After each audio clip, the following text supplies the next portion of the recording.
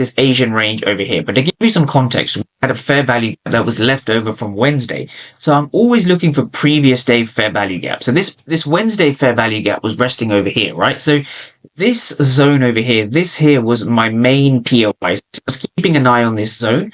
The reason this zone is valid, again, is because it's left a 15-minute fair value gap. So we have a 15-minute fair value gap over here. And so we're waiting for price to react off this zone, right? So what makes a point of interest, or in this case, a demand zone, or even a supply zone, if we were to flip it on its head, what makes this valid in terms of the buyers and the sellers? Well, there's a few things, and we're going to be going over this in terms of the order flow. So the order flow is what we use to determine our entries, right? So let's just go over this in some context.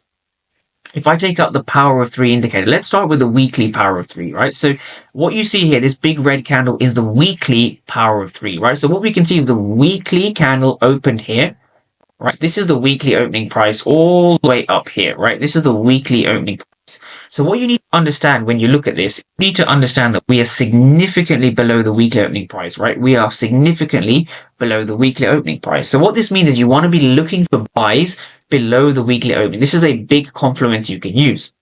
That first thing you want to understand.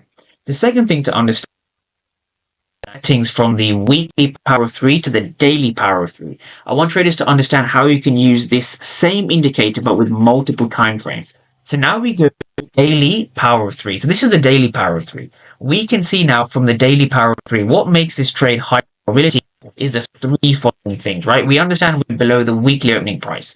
We're also below the daily opening price because the daily opening price is over here.